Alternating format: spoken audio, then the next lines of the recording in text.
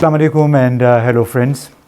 The world is going through a big turmoil, whether it's the Middle East or South Asia, Afghanistan, and particularly Iran right now finds itself in a very complicated situation after the shahadat of former President Raisi. He had just visited Pakistan as well.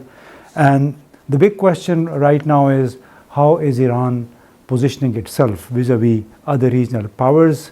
The Iran versus China, Russia, Pakistan. It's a difficult neighborhood, as much difficult as Pakistan's neighborhood. And we thought, why not have a heart-to-heart, candid conversation with one of the veteran diplomats of Iran, and that is Dr. Reza Amiri-Moghaddam, ambassador in Pakistan, representing Iran, and he's seen very active. He's here and there and knows a lot about Pakistan. So we thought we should introduce him to you and just get his views on how the situation is evolving around Iran. Ambassador, thank you very much for sparing time. We'll just start with the recent tragic death of former President Raisi, and there was some talk about possible changes in Iran's policy after President Raisi. So do you think his death would have any impact on Iran's foreign policy? بسم الله الرحمن الرحیم و به نستعین انه خیر ناصر و معین.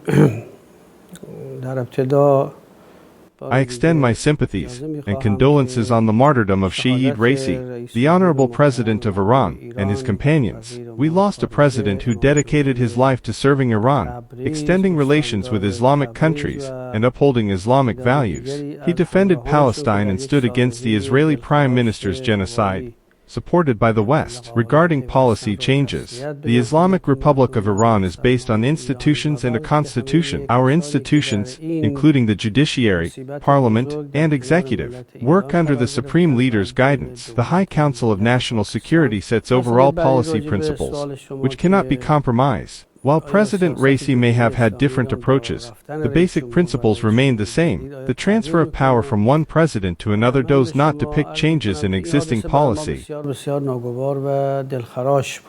So are you suggesting that as Iran heads into the presidential elections, there is no fear of any pro-US, pro-West leader getting into the president's house in view of the debate that is going on whether to engage with the United States and its allies or not?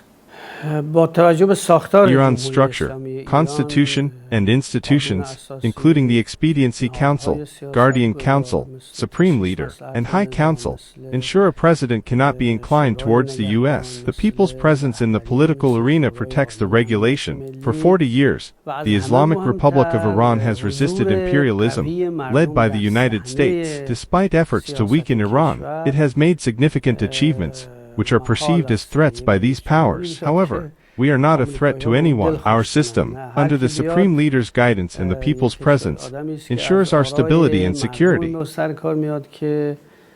that's good to know. There is so much belief in the state structures. Now, what is the status of relations with Pakistan? President Raisi made some big strides, and everybody was very excited when he was here. So do you think his departure from the world would have any impact on relations between the two countries? The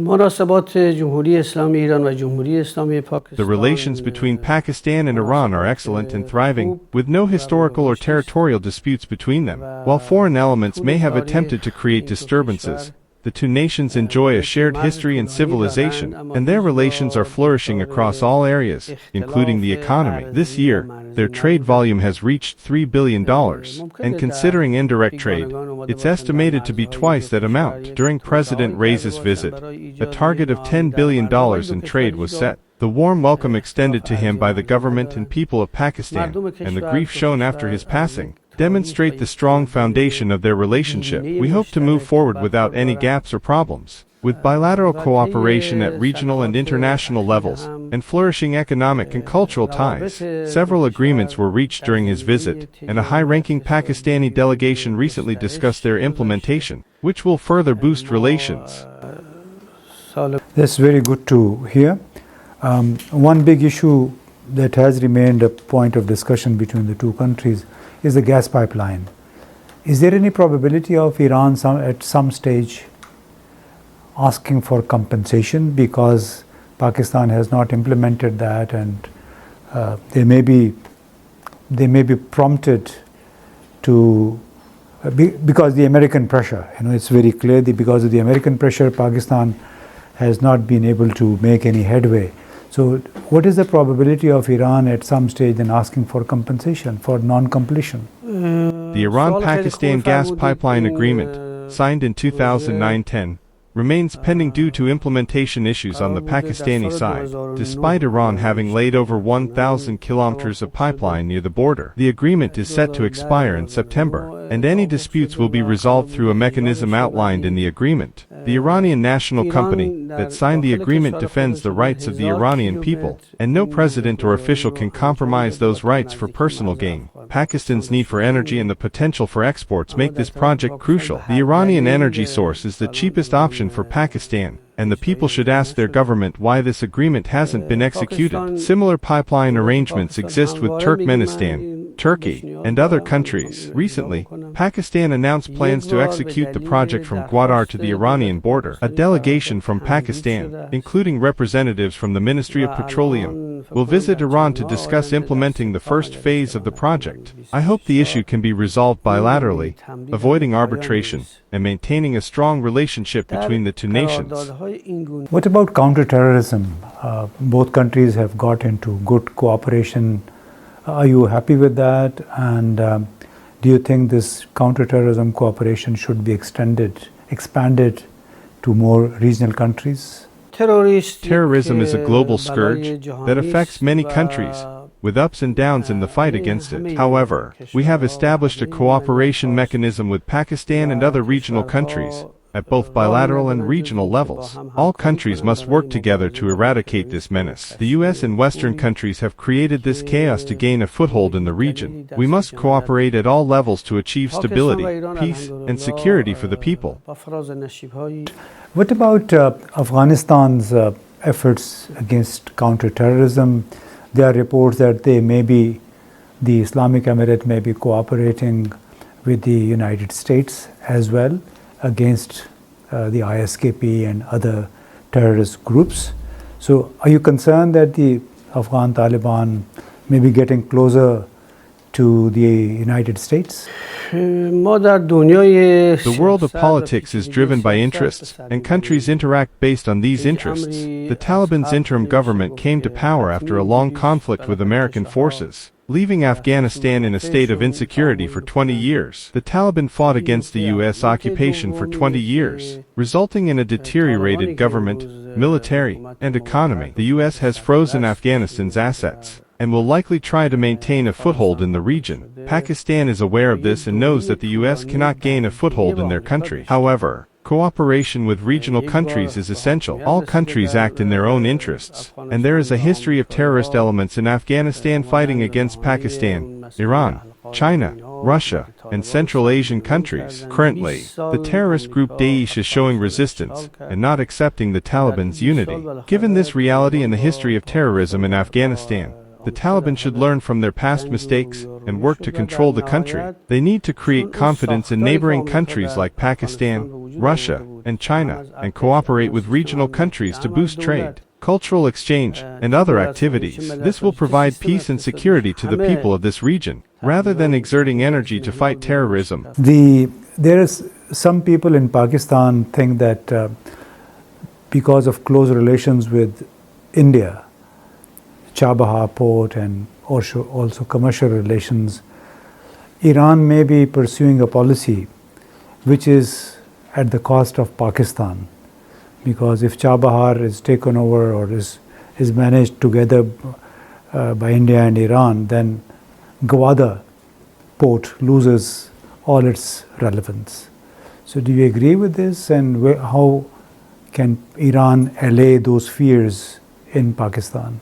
The Chabahar port is a free trade zone that offers investment opportunities to all countries, enhancing regional trade. It boasts access to the Indian Ocean and can accommodate large vessels. The port comprises two terminals, Shahid Kalantari and Shahid Beheshti, with India having made limited investments in one of them. Chabahar's infrastructure includes more than 9 platforms capable of handling vessels of 45,000 to 50,000 DWT, and it has a cargo handling capacity of 3 million tons annually. This port serves as a crucial junction, connecting the north-south and east-west trade corridors, potentially boosting trade across the region. Iran and Pakistan, as neighboring countries, have the opportunity to make significant joint investments in this port. During a recent visit by the Iranian president, discussions included establishing a special economic zone at Raymond Port and enhancing connectivity between Gwadar and Chabahar ports. The development of these ports is complementary, with Chabahar acting as an adjunct to Gwadar. By linking Chabahar to Iran's national rail network,